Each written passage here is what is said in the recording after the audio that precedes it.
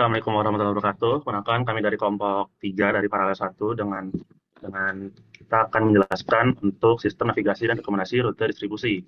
Oke, untuk itu saya Adi Bahkan dengan NIM 04032450 dan juga ada Arya. Saya Reva Semester Anggur Putra dengan NIM 0403024104. Laza boleh. Perkenalkan, saya Lazarus Prima Purmudita dengan NIM M0403241005. Dan ada Fatima boleh. Perkenalkan, nama saya Fatima Puspajani dengan NIM M0403241070.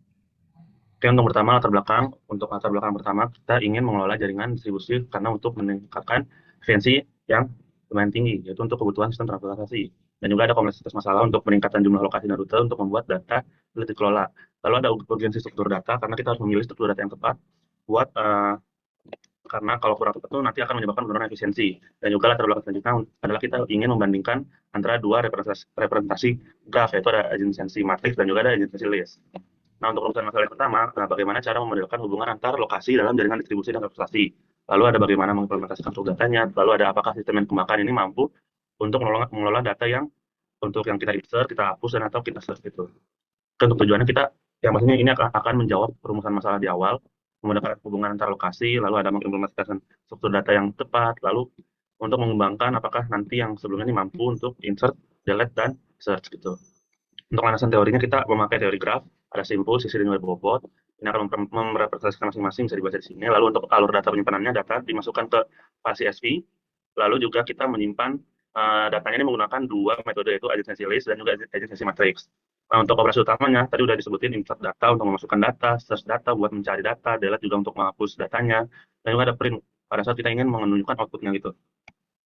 Untuk perbandingannya bisa ada di sini, adjacency list, kompleksitasnya O, big O, V plus I ini untuk buat nyimpen datanya, lalu ada adjacency matrix O, V kuadrat, ini maksudnya V ini vertex ya, lalu N-nya ini edge gitu. Untuk pencarian search kalau adjacency list butuh penelusuran data rute dan lokasi asal, kalau adjacency matrix lebih cepat gitu, karena kompleksitasnya O1 gitu. Nah, untuk penghapusan, big OK kalau adjacency list, kalau adjacency matrix akses langsung via index. Dan kolom utamanya sangat hemat, kalau matrix ini sangat tunggu kecepatan. Oke, boleh lanjut. Ya, baik, akan saya lanjutkan. Boleh next slide.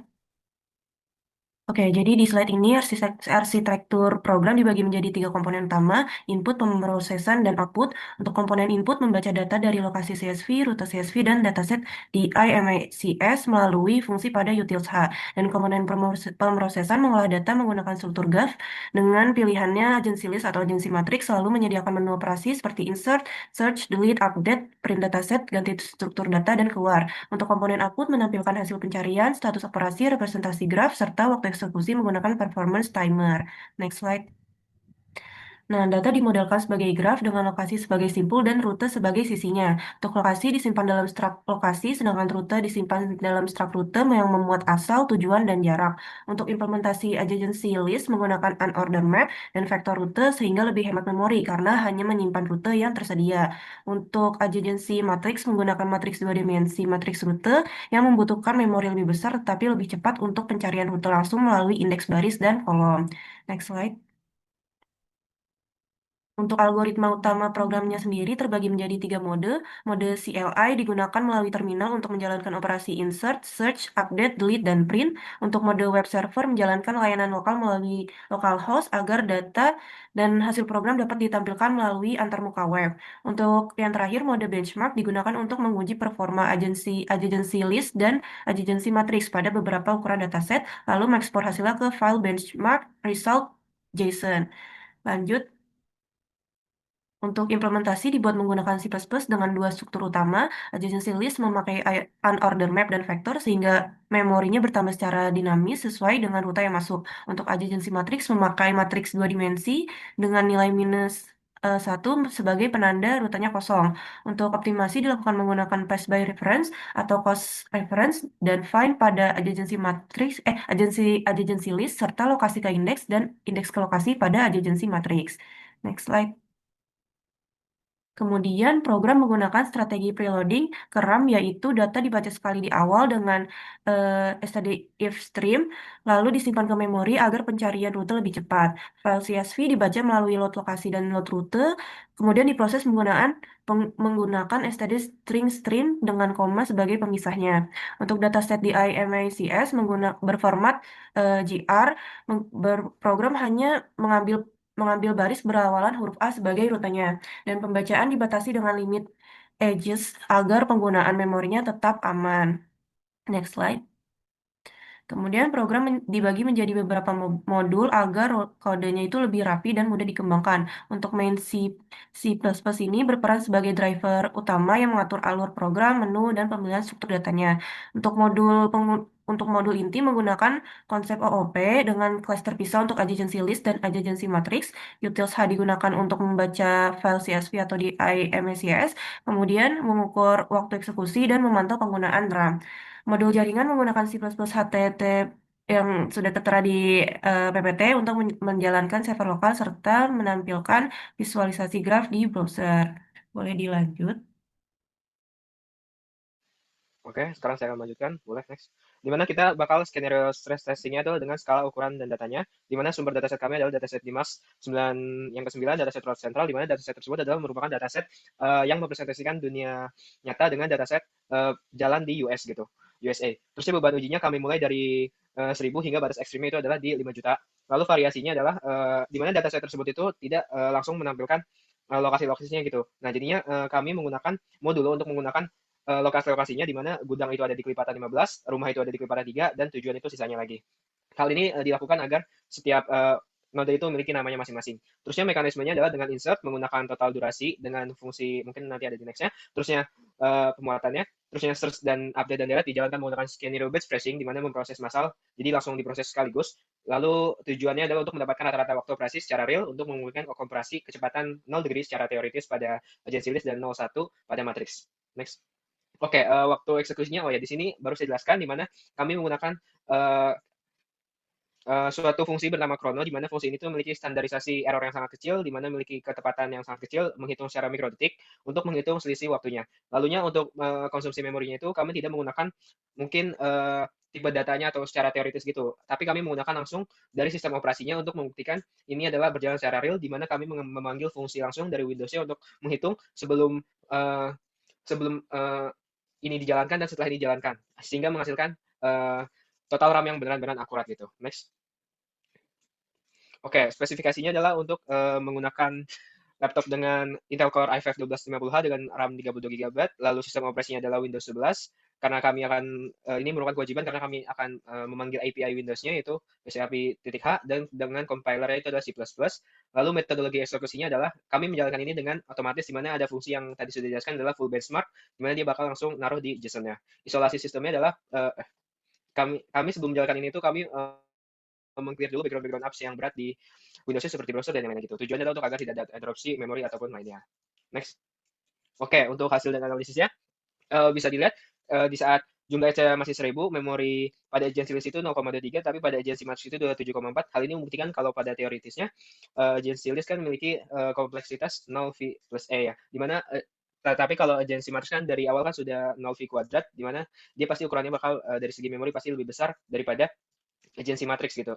Agency list pasti ukurannya selalu lebih kecil daripada agency matrix. Hal ini begitu terus juga berlanjut sampai hingga di jumlah S-nya yang di 5 juta. Oke, next. Begini juga perbandingan performanya, di mana pada saat pencarian dari jumlah S 1000 dengan juga sampai dengan 5 juta, dalam hal ini kami mendapati kalau agency list itu selalu lebih cepat daripada agency matrix. Padahal teoritisnya itu harusnya agency matrix itu lebih cepat. Mungkin nanti bisa dijelaskan lebih lanjut.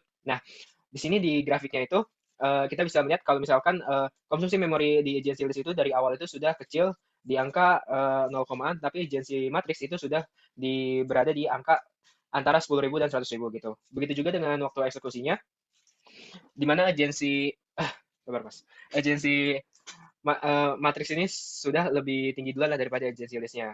Selanjutnya, waduh, next. Di sini juga ada waktu operasinya juga kami tampilkan. Next.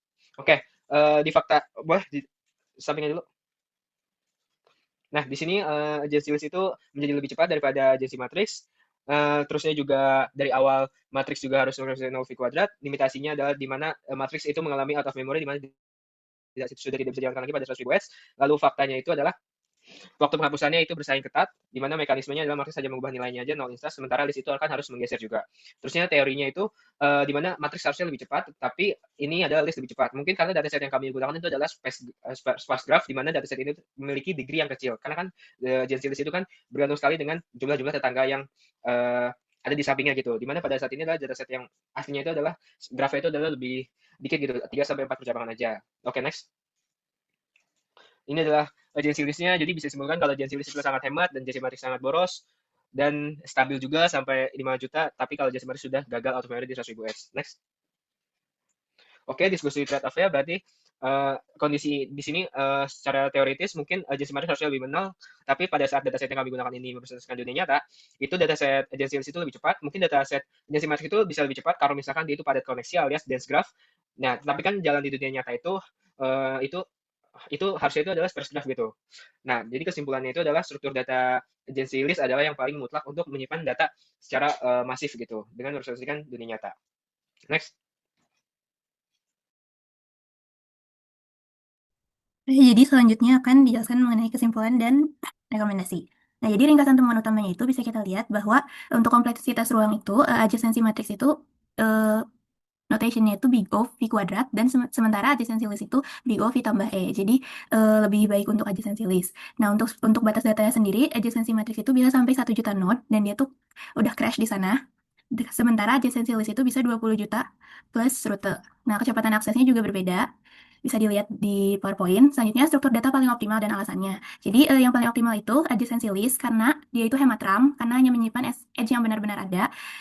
Untuk proses insert, search, delete, dia tetap responsif di skala jutaan data, serta dia itu cocok untuk sparse graph seperti jaringan jalan raya di dunia nyata. Nah, untuk saran pengembangan lanjutannya, disarankan untuk kompresi dengan forward star atau CSR untuk peta skala global. Bisa juga diintegrasikan dengan Neo4j atau Graph Database ditambah API untuk aplikasi nyata. Boleh next slide. Di sini ada bagian laporan yang menggunakan AI. Nah, AI itu digunakan secara khusus sebagai sistem pembelajaran, asisten pembelajaran dan alat bantu penyusunan narasi atau copywriting.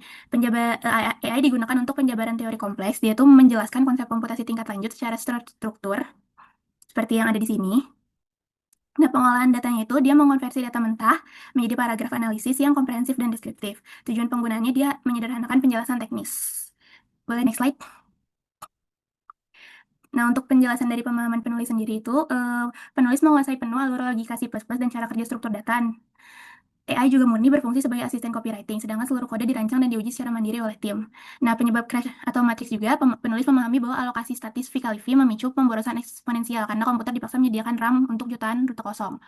Penulis juga memahami bahwa peta dunia nyata adalah sparse graph, sehingga penyimpanan dinamis list jauh lebih hemat dan relevan. Originalitas data eksperimen. Nah, seluruh matriks performa diperoleh dari hasil kompilasi, debugging, dan eksekusi langsung di perangkat lokal, bukan difasilitasi oleh AI. Analisis trade-off dan kesimpulan akhir juga disusun berdasarkan penalaran kelompok.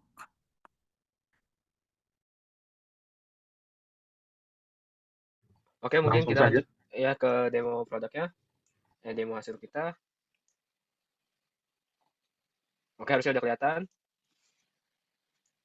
Oke, di sini saya sudah jalankan di mana kita ada tiga mode CLI mode, web server dengan run export. Di mana kalau CLI mode saya mengubah backend main CPP kita menjadi suatu backend gitu. Jadi dia bakal pakai API untuk nanti ininya ke front end-nya gitu. Dengan API benchmark dan yang lainnya sesuai di kodenya saya. Lalu yang kedua ini adalah itu yang web server mode, maaf maksud saya. Lalu yang CLI mode ini adalah dengan kita milih langsung di terminal Gensy list atau Gensy matrix dan selain lainnya. Lalu yang terakhir adalah ini adalah mode full benchmark di mana dia bakal ngejalanin benchmark full benchmark full kayak gitu.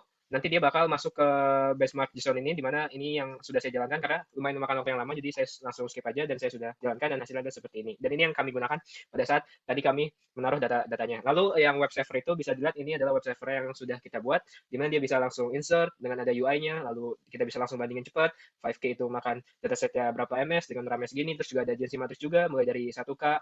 Nah, kita bisa lihat kalau dari awal dia sudah lebih lama, sudah makan RAM yang sangat sangat banyak gitu, sampai yang ini. Lalu juga di webnya juga kami menggunakan network graph karena kan kami kan menggunakan dataset ini. Hal ini diperlukan biar kayak inilah bentukannya dari dataset kami gitu. Kalau misalkan digabung-gabungin dengan graf dan nodenya dan lain-lain gitu. Lalu di sini juga ada fungsi operasi rutenya seperti tambah rute, cari lokasi. Mungkin coba aja cari lokasi. Nah, dia bakal langsung nunjukin cari lokasi itu di sini. Nah, mungkin itu aja untuk demo singkat banget aja. Sekian. Oke, kita tutup kali ya. Sekian dari kelompok kami. Bila ada salah kata atau perbuatan, mohon dimaafkan. Wassalamualaikum warahmatullahi wabarakatuh. Waalaikumsalam.